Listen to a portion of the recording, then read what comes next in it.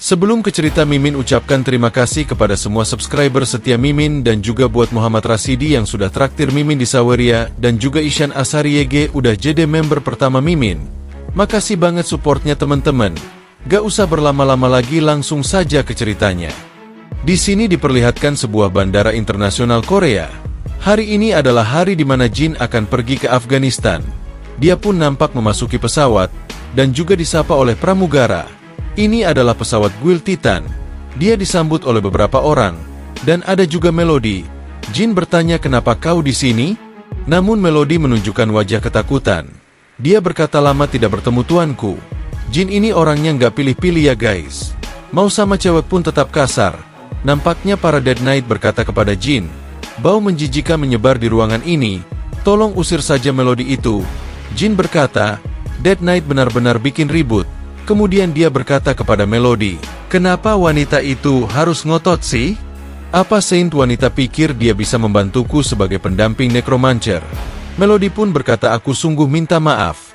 Karena perintah Oracle itu mutlak. Jin berkata, lupakan saja. Jika wanita itu menyuruhmu pergi, maka kau harus pergi kan? Melody berpikir kalau Jin berempati kepadanya. Namun Jin berkata, meski begitu jangan dekat-dekat denganku. Jika ada bentuk energi surgawi meledak tanpa alasan, kemungkinan besar para Dead Knight akan menyerang. Aku tak mengatakan ini untuk menakutimu. Aku mengatakannya dalam arti harfiah. Kepalamu akan lepas dari bahumu, hati-hati. Jadi para Dead Knight ini tidak suka kepada bau Melodia guys. Dia pun hanya tertunduk lesu dan berkata, iya pak. Dia pun berkata dalam hati, Dewi mohon lindungi aku. Dan semoga selamat sampai tujuan. Dia benar-benar ketakutan. Nampak diperlihatkan pangkalan militer Bagram, Afghanistan. Di sana terdapat para militer. 2 hari setelah kedatangan tim Kang Woo-jin, diperlihatkan ruang operasi militer. Di sana terdapat rapat strategi, dan orang yang di depan menunjukkan sebuah foto.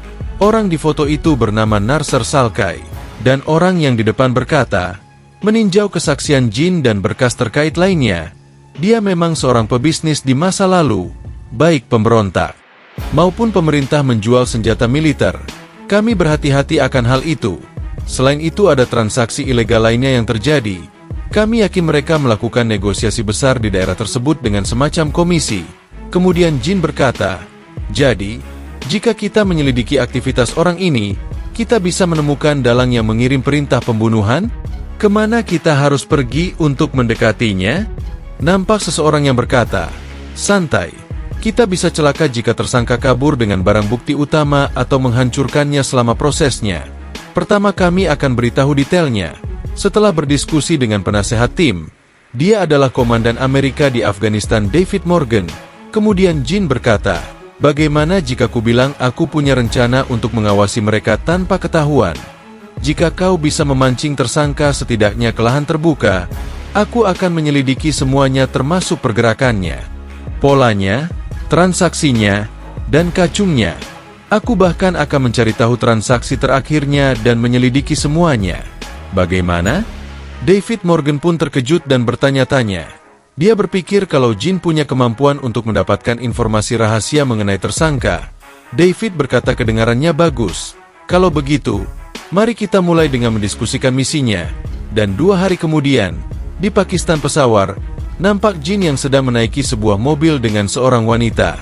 Jin berkata, kenapa kau sangat gugup? Nampaknya ini pertama kalinya wanita itu berada di lapangan. Dia adalah petugas intelijen senior Amerika Rachel Park. Jin berkata, rileks saja. Anggap saja sedang berwisata liburan. Lihat itu bagus sekali. Rachel menjawab, itu tidak terlalu bagus. Daerah ini baru-baru ini dibombardir dengan serangan. Tampaknya hal semacam ini cukup sering terjadi. Meskipun pada dasarnya hal ini bisa menyebabkan kekacauan. Di daerah ini hanya kejadian biasa. Jelas perasaan aneh karena kembali ke medan perang, mengingatkanku lagi hari-hari di Alpen.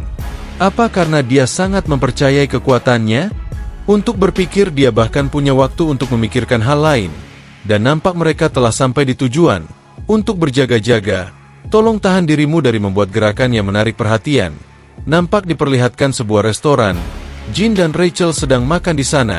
Sepertinya dia sedang mengawasi seseorang pria yang berkemeja biru muda di meja kedua di belakangnya. Jin berkata, ini enak sekali, ini pas dengan seleraku. Rachel berkata, "Tuan Jin, saat kau ada waktu, kau harus memasang alat pelacak padanya." Dan Jin menjawab, "Aku sudah melakukannya." Dia sangat terkejut dan bertanya-tanya kapan dia memasangnya. "Aku bahkan tak menyadarinya." Jin berkata, "Susul aku setelah menghabiskannya. Aku akan menunggumu di luar." Rachel berkata, "Tolong tunggu sebentar." Nampaknya goblin milik Jin mengikuti orang itu, dan berkata, "Sudah lama aku tak merasakan perasaan ini." Mantra pemanggil skill penguntit bayangan dipanggil. Jin nampaknya telah keluar dari tempat itu. Dia berpikir pastinya tempat ini lebih baik daripada Alpen. Banyak anak-anak kecil yang berbicara bahasa Arab kepada Jin. Jin berpikir, apa mereka sedang meminta uang padaku? Sesuai dugaan, akan sulit menemukan wali yang sudah lama hilang dari anak-anak ini, dan mereka semua pun diberikan uang oleh Jin. Namun Jin melihat seseorang anak wanita di kejauhan. Jin berkata, "Menarik sekali melihat anak polos yang tampak sangat cerah. Kesempatan langka melihat anak seperti dia yang memiliki kepribadian yang bercahaya." Jin pun memanggil anak itu, dan anak itu mendatangi Jin. Anak itu pun memberikan tangannya seperti minta uang. Jin pun memberikan uangnya, dan berkata, "Kalau begini terus, semua anak-anak akan berkumpul di sekitarku." Namun tiba-tiba Jin menyadari sesuatu. Kalau di tubuh anak itu terdapat sebuah bom, dan langsung terjadi ledakan yang sangat besar. Namun Jin telah mengaktifkan armor roh. Jin berpikir, aku benar-benar sudah tumpul. Padahal belum lama sejak aku kembali ke bumi. Dan Rachel pun menghampiri Jin. Dia berkata, "Apakah Anda baik?" "Baik saja." "Apa kau terluka?" Jin berkata, "Apa mereka akan mengincarku?" Rachel menjawab, "Tidak, Pak. Barusan ada 7 ledakan lain yang meledak secara bersamaan." Jin berpikir sepertinya ketujuh anak itu tewas. Selain itu ada kemungkinan lebih tinggi bahwa ada lebih banyak korban. Rachel terlihat sedih dan khawatir. Jin berkata, "Kita akan segera kembali ke sini, menggunakan anak tak bersalah sebagai tumbal kambing hitam. Sungguh sudah lama sekali sejak aku merasa semarah ini. Aku akan menemukan dan menghabisi kalian semua." Dia benar sangat marah. Kemudian scene beralih seminggu setelah kejadian teror. Nampak diperlihatkan di dalam mobil bak terbuka. Ada beberapa orang yang ditangkap dan kepalanya dibungkus. Nampaknya orang itu adalah Jin. Dan yang sebelahnya tidak tahu, ya guys, mungkin Sandra. Jin berpikir kalau berisik sekali orang ini. Nampak diperlihatkan waktu sebelumnya. Minggu lalu di kantor komandan, David Morgan berkata, "Serangan langsung ke kamp musuh. Takkan ku izinkan." Jin sepertinya ingin menyerang langsung. Jin berkata, "Kau tak perlu bekerja sama. Aku sendiri saja sudah cukup." David Morgan berkata, "Kau berencana melakukan apa saat sendiri?" Namun tiba-tiba ada seseorang yang datang dan berkata, "Sulit untuk membedakan warga sipil asli dengan pemberontak. Apa kau berencana menghabisi mereka semua dengan sadis? Kalau ingin menjadi teroris terburuk dan terkejam di luar sana kan?" Dia adalah Kolonel Awakener, yang bernama Rogers. Kemudian dia melanjutkan perkataannya, "Apabila jika kamu menyerang tanpa memikirkannya, para pemimpin pemberontak akan lebih memilih bersembunyi." David berkata, "Benar apa yang dia katakan. Aku paham kemarahanmu mengenai perubahan situasi saat ini, namun kau harus memahami bahwa ini bukan masalah yang dapat kau selesaikan sendiri. Kau menunggu untuk sementara waktu. Sebenarnya atasan kita sedang mempertimbangkan untuk mengirim lebih banyak pasukan ke daerah itu." Jin berkata sepertinya sudah cukup bicaranya. Dia pun pergi dari tempat itu. Namun Rogers berkata, "Tunggu sebentar." Jin menjawab, "Apakah kau ingin mati di tanganku? Kenapa kau terus menggangguku?"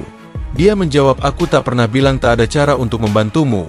Sebagai gantinya aku punya satu syarat. Jika kau tetap ingin melanjutkan misi ini, daripada terjun langsung, aku ingin kau menghabisi para pemberontak sesuai perintah."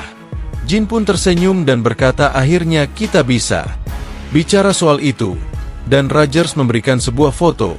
Dia berkata kalau orang ini berbisnis sebagai pedagang senjata di pasar gelap, bekerja sama dengan pemerintah Afghanistan dan pemberontak. Dia satu-satunya sumber supaya pemberontak bisa memenangkan kita. Dalam beberapa hari, para pemberontak akan menjarah barang-barang untuk menyanderanya. Kami akan membantumu sehingga dapat diculik juga dan mengawasinya. Kau punya peluang besar untuk memasuki markas camp mereka tanpa kesulitan. Jadi di sini. Jin sengaja diculik ya guys. Dia pun nampak dibawa ke sebuah ruangan. Jin berkata, "Bagus, aku memasuki camp dengan lancar." Haruskah kita mulai sekarang? Poin pencapaian digunakan. Atur level Goblin ke level 50. Sekarang saya sudah Goblin mempunyai level 50. Notifikasi sistem muncul. Jumlah roh Goblin yang bisa dikontrol bertambah menjadi 6. Diperoleh skill Amplified Sense. Manusia dan roh Goblin dapat menyamarkan diri di lingkungan terdekat. Diperoleh skill Soul Exchange.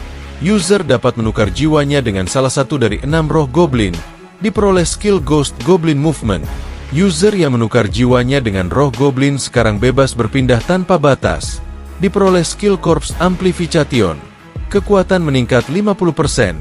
Nampaknya Jin meminta pertukaran tubuh kepada roh Goblin. Dan roh Goblin itu berkata sebuah kehormatan untuk memasuki tubuh Master. Jin berkata aneh rasanya bertukar tubuh dengan Goblin tapi tak ada cara lain lagi. Dia pun langsung berpindah ke tubuh Goblin itu. Pertama ada 2 orang di depan. Akan kuberi tanda X untuk tiap orang yang bukan warga sipil. Dan akhirnya ketemu pemimpin pemberontak. Roh Goblin itu berkata, Master, bolehkah aku bergerak bebas? Jin berkata, tunggu, memangnya kenapa? Nampaknya akan ada penembakan. Sebuah peluru akan melesat ke kepala Master. Dan apa seseorang yang akan mengeksekusi? Dia berkata, sebagai pengikut Tuhan, hukuman akan dijatuhkan untuk kalian semua. Sembahlah Tuhan kami. Siapapun yang tidak menyembah akan menerima hukuman yang lebih menyakitkan dari sebelumnya. Nampak di sana ada 25 tentara pemberontak dan jumlah sandera 18. Tangisan banyak jiwa yang mati di gurun dan tak pantas menerima cobaan ini. Diperlihatkan banyak sekali sebuah jiwa-jiwa yang ada di sana. Kemudian roh Goblin yang memasuki Jin berkata, kau pasti sangat menyukai Tuhanmu. Tuhan sendirilah yang harusnya memberi hukuman, bukan orang kotor sepertimu. Dan dia pun langsung melepaskan ikatan tersebut. Para pemberontak itu menyadari kalau dia adalah seorang awakener, dan menyuruh untuk menembak dia, dan menghabisinya. Dia pun berjalan ke arah para pemberontak itu, padahal dia telah ditodong dan ditembaki. Namun tembakan itu tidak mempan. Dan dia berkata, sampah seperti kalian bahkan tak layak menerima hukuman Tuhan. Dia pun akan mengeluarkan skillnya. Dan muncul di dalam pasir sebuah jiwa-jiwa mati yang tak pantas menerima kematian. Dan para skeleton army pun muncul dari dalam pasir. Jumlahnya sangat banyak sekali. Para pemberontak itu pun lari ketakutan. Dan mengira kalau itu adalah tentara iblis. Dan menembaki para skeleton itu. Namun skeleton tidak merasakannya. Mereka semua pun memasuki mobil dan berniat kabur. Dan memasuki sebuah kawasan dan berniat langsung menutup gerbangnya. Namun, di belakangnya ada Ramson yang menaiki sebuah badak. Dan akan menerjang ke arah pemberontak. Dia adalah Ramson, level 8. Kesatria abadi nomor 4 Kang Wujin. Di kehidupan sebelumnya, Ramson dianggap sebagai salah satu prajurit kurcaci yang hebat. Dia pun menggunakan skillnya untuk membuka gerbang itu. Dan terjadi ledakan yang sangat besar. Dan mereka semua pun masuk ke tempat itu. Tunjukkan kehormatanmu kepada pemimpin kami yang abadi. Dan Jin pun hanya melihat dari atas. Dia berkata melihat hukuman Tuhan sebanyak ini.